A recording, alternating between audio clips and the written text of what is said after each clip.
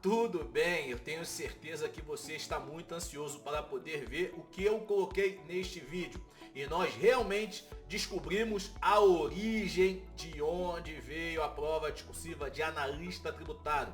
Nosso objetivo é cada vez mais melhorar a performance dos nossos alunos e aí a nossa equipe vai procurar de onde que a banca está tirando as informações para serem cobradas em provas e para nossa surpresa veio ela toda canalizada em um material, tá? Para você que ainda não me conhece, eu vou me apresentar, meu nome é Jefferson Rosa, né? Fui aprovado 2 vezes no concurso da Receita Federal e hoje eu ajudo pessoas a conquistarem a tão sonhada vaga do concurso público dos mais diversos concursos federais, estaduais e municipais, tá? E se você tem interesse em poder saber de onde a FGV buscou para poder fazer a prova discursiva de analista tributário da Receita Federal, eu peço que veja esse vídeo até o final, tá? Mas antes, eu já peço o seu joinha, tá? Eu peço que você dê o seu like e comente sobre esse vídeo. Por quê? Porque é muito importante para nós.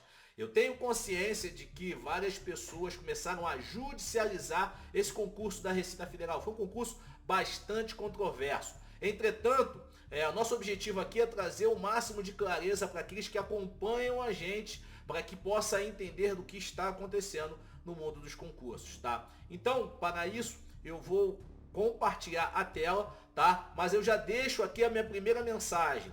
Você que fez a prova da Receita Federal, tanto auditor como analista, está com a sua prova discursiva para ser corrigida, é necessário que você entre com recurso para poder buscar melhorar sua nota. Você não vai perder ponto. Não há essa previsão no seu edital, tá? E a gente vai falar exatamente sobre essa prova discursiva de analista tributário. Então, na tela, nós vamos ver. A prova foi feita pela banca FGV. Então, nós temos aí a banca FGV como a grande vilã do processo. A prova de analista tributário ela foi feita em março agora de 2023, tá? Então, foi março de 2023. Salvo engano, foi dia 19 de março de 2023, tá? E foi apenas uma questão valendo o quê? 30 pontos. Então, 30 pontos aqui no concurso era equivalente a 17%, 17,6%. 17,6% da prova. Isso é muito representativo. Isso daqui vai mudar muitas colocações no concurso. Muitas colocações irão mudar de acordo com essa prova discursiva. E basicamente ela veio falando sobre o quê? Sobre uma situação, um fato, né? Falando que é ministra da confissão religiosa, ABC, pessoa jurídica, explicando. E aí falando sobre o aluguel, que ela é uma locatária, né? De um imóvel, tal, pessoa funcionar na sede. Aí fala que tem também a Maria, né? A Maria, no caso, é ministra da confissão religiosa, ela recebe um auxílio para subsistência de R$ 5.000, devido ao seu ministério religioso, tá? E aí aí vem as perguntas que eu vou trazer para você na literalidade. A primeira pergunta, basicamente, é bem simples, pelos recursos de prova discursiva que nós estamos fazendo, nós já estamos fazendo a análise dos rascunhos, então aqueles que têm interesse em poder entrar de forma individual com um recurso, eles estão mandando para a nossa equipe, a gente está analisando esse recurso, verificando o que eles colocaram no rascunho para poder já começar a direcionar e aguardar a resposta definitiva da banca. Basicamente todos eles acertaram essa questão, tá? Se é devido ou não, devido o quê? À previsão constitucional, previsto das imunidades, tá? A Constituição das imunidades, tá? E aí, como é de terceiro, tá? Envolvido. Agora, aí vem os aspectos tributários federais, né? Porque o IPTU é o quê? É municipal, é um imposto municipal. Agora, vem o quê? Os tributos federais, como a forma de segurado que é, né? Pergunta se a contribuição previdenciária patronal, isso aqui foi até uma dica que eu falei que ia cair na prova discursiva antes mesmo do concurso. Está perguntando se é devido tanto pela empresa como pela própria Maria. E a última pergunta, que eu vi que muitos candidatos também perderam ponto, tá? É sobre o imposto de renda retido fonte, tá? Pago mensalmente a Maria, sobre o valor pago mensalmente a Maria, se é devido reter na fonte pela organização religiosa ou não. Você percebe que Você tem uma primeira item de correção que vai estar vinculado ao IPTU, norma constitucional, bem tranquilo, e depois vai adentrando para poder trabalhar a legislação tributária federal de contribuição patrimonial e também o segurado, se é segurado obrigatório, se é contribuinte individual, facultativo. E a última pergunta, o último item de correção foi em cima do imposto de renda retido fonte, tá? E aí eu venho trazer para vocês alguns pontos. Eu quero compartilhar para você exatamente da onde que veio essas perguntas, tá?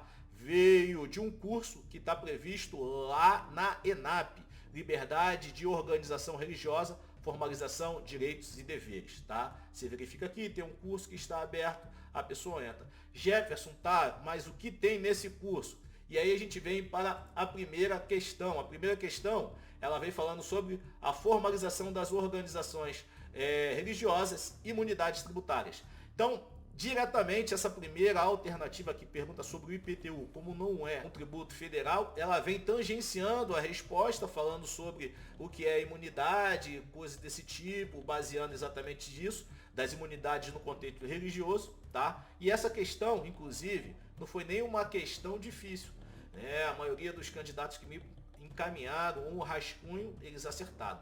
E aí vamos para a parte tributária federal, que tem a ver com esse segundo material, ministro, que é o módulo 4, tá? O módulo 4, fiquem ligados aqui, vou até aumentar para vocês darem uma vista, tá? Módulo 4, e aí nós vemos aqui, ó, tem um material curto, ó, ministro de confissões religiosas, aspectos tributários e trabalhistas, inexistência de vínculo empregatício, exatamente foi o que foi pedido na pergunta, pagamento aos ministros de confissão religiosa, também foi pedido na discursiva, imposto de renda pessoa física, imposto de renda retido no fonte. Então, as perguntas foram tiradas exatamente dessa unidade 1 do capítulo do módulo 4 deste material, formalização de organizações religiosas do Brasil, desse curso Liberdade de Organização Religiosa, Formalização de Direitos e Deveres, da ENAP, que é a Escola Nacional de Administração Pública. Então, nós vamos aqui no item 4 para você ver exatamente o que vem falando sobre esse item 4. Ministros de confissão religiosa, aspectos tributários. É uma pessoa que desempenha em função de sua vocação, ministério ou ofício religioso em uma determinada organização religiosa. Isso daqui era critério de prova, você tinha que entender isso aqui para poder responder, tá? Inexistência de vínculo empregatício. Quando pensamos no funcionamento, é comum depararmos com o questionamento. O ministro é empregado, recebe salário, tem direito a ser débito. Aí, ministro é o quê? Não! A consolidação legislativa dispõe que é considerado empregado toda pessoa, então ela está falando que não. Já é a primeira resposta do item aqui de correção, tá? Não é. Ocorre que o entendimento predominante dos tribunais superiores considera que o labor religioso não gera vínculo de empregado, pois a própria essência desse ofício é prestar auxílio espiritual à comunidade que entrega, portanto, não tem como fim remuneração, e foi uma das perguntas que foram colocadas, né? Qual espécie segurada, a gente vai ver aqui, deve recolher contribuição sobre o auxílio de subsistência pago a Maria? Então, contribuição previdenciária patronal. Se ele não é empregado, não é devido. E tá a resposta clara ali. Aí vai perguntando também, deve recolher contribuição previdenciária própria Maria sobre esse auxílio? Justifique. E aí você percebe que todo o conteúdo de resposta está nesse material, tá? Assim, não há subordinação entre o ministro e a organização, mas sim apenas de índole religiosa. E aí vem falando aqui, o ministro da confissão recebe salário? Não, considerado, não é empregado da organização. Olha a resposta aqui. Os valores recebidos não correspondem ao salário, mas sim uma contribuição necessária para a subsistência. E esse ponto foi colocado na pergunta exatamente para poder canalizar a resposta. Subsistência, subsistência, estava lá na pergunta. Para viabilizar o desempenho da atividade religiosa. É autônomo? Aí vem outra pergunta. Ministro de confissão religiosa é autônomo? Que aí perguntava qual é o tipo de segurado. Não, a resposta é não. Deixando pertence à categoria, olha só a resposta, contribuinte individual obrigatório. A resposta está aqui. Por isso que eu estou falando, com certeza essa prova foi feita com esse material. Então Jefferson Rosa está trazendo para você em primeira mão, tá? Pagamentos, olha só, pagamentos aos ministros. É considerado empregado, não é considerado empregado, isso aqui a gente já tirou do material. Ofício, ministro, consiste propriamente em prestação de serviços, e aí esse valor pago, e aí beleza, saiba mais, direito econômico, imposto de renda, que é a próxima pergunta. Em seu incide, sabendo disso, percebemos que o imposto incide sobre os valores recebidos pelos ministros religiosos, independente da nomenclatura adotada, pois se trata de alguma espécie de renda percebida e se relaciona com a construção do patrimônio financeiro do indivíduo. Então já está falando aqui, ó, é devido o imposto. Aí, ó, olha só que lindo, gente. O ministro de confissão religiosa foi o que estava tangenciando a sua prova discursiva. Se você soubesse apenas isso, você gabaritava, Jesus. No geral, não possui vínculo empregatício. Recebe uma contribuição para a subsistência e para viabilizar a atividade. Não recebe salário. Está sujeito ao imposto de renda referente aos valores recebidos da organização religiosa. Aqui a prova aqui, ó. Nesse mapa mental a prova está aqui, tá? A prova está aqui. E aí tá mostrando aqui, aqui, ó. Retido fonte, que é um outro item de pergunta, tá? Imunidade tributária, segura, bababá. Aqui, ó, volta aqui, vamos lá. Sendo assim, esses valores devem ser tributados diretamente na fonte, que no caso em questão é a entidade religiosa. Mais uma pergunta. E aí nós vamos vir para cá, ó. É devido? É devido. Qual espécie?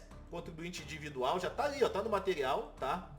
Deve a organização religiosa recolher contribuição previdenciária patronal sobre o auxílio para subsistência. Aqui, ó, a palavra, ó, pago a Maria?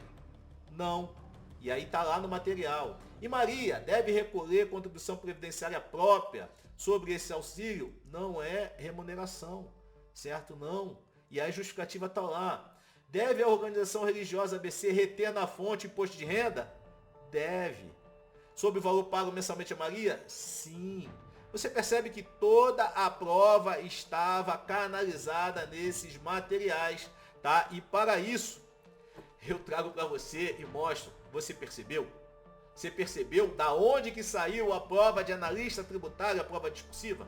E se você tiver interesse em poder fazer recurso, que eu já te oriento a você fazer recurso da prova discursiva, nós estamos com um curso de elaboração de recurso para a discursiva para qualquer banca, inclusive para FGV. E dentro deste curso que está lá no site da oficina da aprovação, você vai ter a possibilidade de saber o passo a passo e como fazer para poder entrar com recurso. Mas Jefferson, e se eu entrar com recurso e minha nota diminuir? Eu já te adianto que não há previsão no seu edital, tá? E mesmo que tivesse a previsão no seu edital, nós, neste curso de elaboração de recurso, nós já sinalizamos como fazer, tá? E aí, por que eu estou falando para você entrar com recurso e buscar melhorar sua nota? Porque se você não fizer isso, a sua nota vai ficar parada. E as outras pessoas vão fazer. Então a possibilidade de você ser ultrapassado por algum ajuste, 0,1 coisa, 1 ponto, 2 pontos, relativo à prova discursiva, é muito grande. E lembrando que tanto na prova de auditor fiscal como de analista tributário, a abrangência de pontuação é enorme. No caso de auditor fiscal, você tem em torno de 60 pontos, tá? E de analista tributário, você tem 30 pontos, equivalente a 17,6 e outro 30% da prova. Então é bastante coisa, tá? Então eu já te oriento desde já. O resultado deve sair dia 26 de junho, agora a próxima segunda-feira, e caso você precise de ajuda, é só procurar a nossa equipe, tá? Nós trabalhamos com mentoria, elaboração de recursos e também de cursos, de técnica de estudos, de discursivas, de recursos, porque nós vivemos um ambiente de concurso público e nós entregamos com bastante qualidade conteúdo para os nossos alunos, tá? Então, deixe o seu comentário do que você achou desse vídeo, compartilhe ele com seu amigo que fez a prova de analista tributário, que fez a prova de auditor fiscal, para que ele possa entender como que a banca FGV está raciocinando. E lembre-se sempre, em concurso público, não espere o melhor, prepare-se para o pior.